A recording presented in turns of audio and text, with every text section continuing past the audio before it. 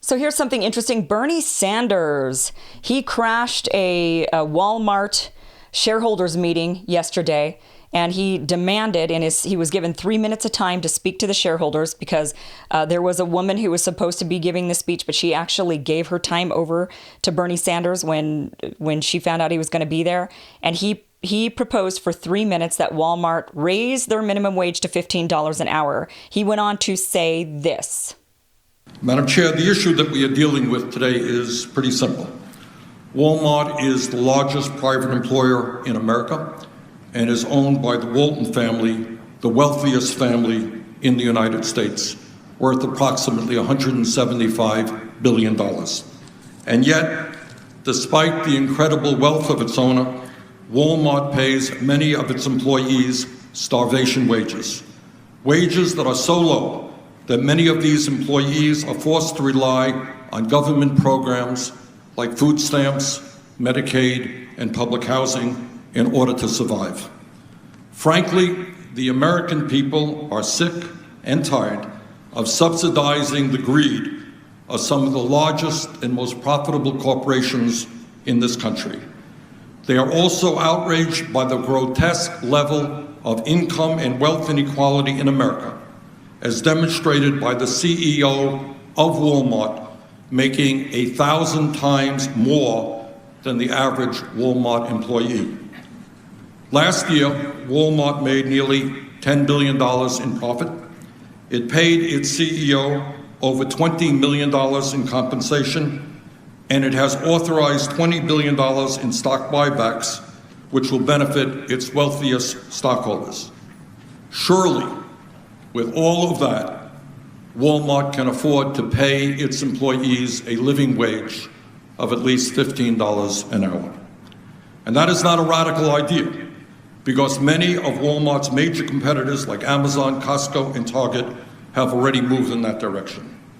Further, Walmart should give a voice to its workers by allowing them seats on the board of directors.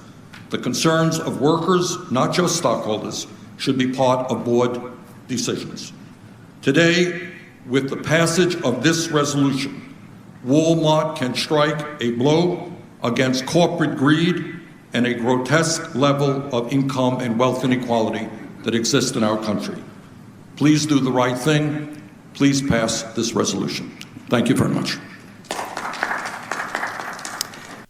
Look at that. Bernie Sanders, always a champion for the people. I guess he's going to be taking on McDonald's next. He's on his way to one of their meetings, and he's going to be doing the same thing, pushing for the minimum wage to be raised. He's always fighting for the people. He really is a true champion of the working class. There is absolutely no doubt about it. So what's interesting is that Bernie Sanders was able to make some waves. Actually, this didn't go unnoticed. So even though after he spoke, the person who was running the meeting, she said, thank you for your time, but we don't support that proposal. We don't support the proposal of raising the minimum wage up to $15 an hour to a living wage. But anyway, thanks for being here. But what was interesting was that afterwards, the Walmart CEO, Doug McMillon, went and pushed and said that Congress needs to be raising the minimum wage, that $7.25 was just simply too low. So it was enough to make waves. So Sanders goes there, he speaks, the people find out about this and they're kind of like, yeah. So now Walmart has to do something. They can't just ignore it. So what do? What's interesting is the CEO goes and turns it around and says, well, it's your job, Senator Sanders. You're in Congress. You need to raise the minimum wage from $7.25 up. Now, Sanders knows that that's been a long shot with the government, that trying to get the government to raise the minimum wage has been difficult, but he has been able to successfully kind of push and bully these companies that bully their employees into raising up their minimum wages. He's done that with Amazon. You've got other companies that also have raised their minimum wages like Target and Costco. There's many companies that are doing it. So there really is no reason for Walmart not to do it. But I thought this was really interesting what the CEO did. Now, some interpretations of this was that, which is, I guess all the interpretations are somewhat correct, but many people are saying, wow, look at this. Bernie Sanders, he's actually able to make change and get Walmart to actually do something or say something or pressure the company, which he was able to do with Amazon. And he's able to do this as one person, one politician, not being a politician in a position of major power. He's one of 100 senators.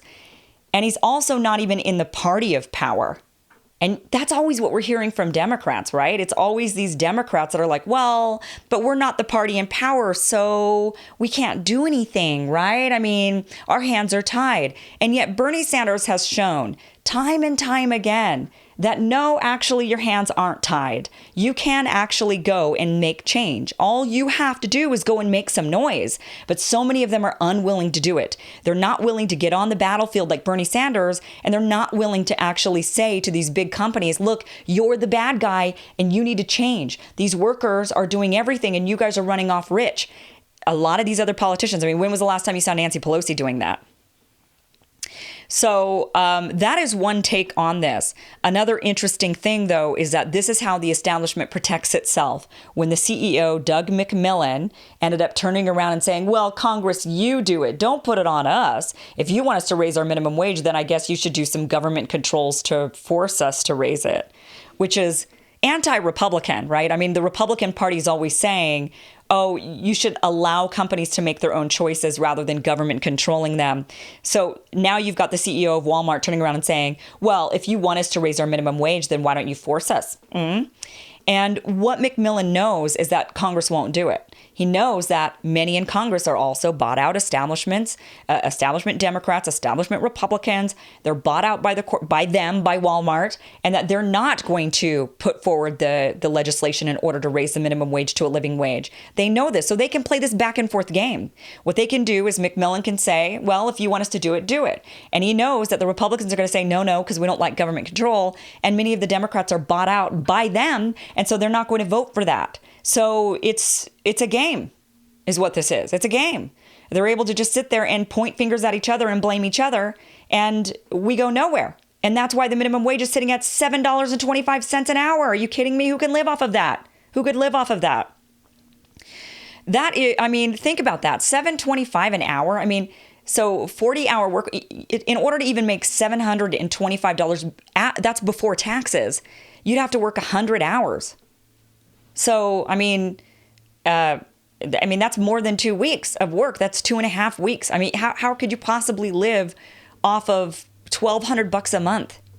You can't. I mean, it's crazy. And that's what Bernie Sanders is talking about. He's saying nobody can live off of this.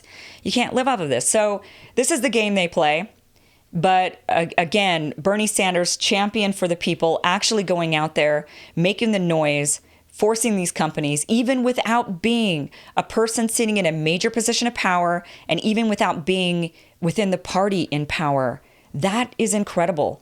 That goes to show what one person can do. That is what people like Alexandria Ocasio-Cortez are doing. You just got to make some noise. That's all it takes. But we need more of these politicians to make some noise. But they're not going to, because they're making noise for the people who have bought them. And unfortunately, the people who bought them is not us. If you guys like this channel, please subscribe. I could use your subscriptions. Also hit the bell so that you get notified when I do upload. And I do appreciate your support on Patreon, PayPal. There's all the links down below. Thank you so much for joining me. Until mañana, I hope. I'm gonna put videos up tomorrow. I'm committing to it. I'll see you guys tomorrow. Thanks.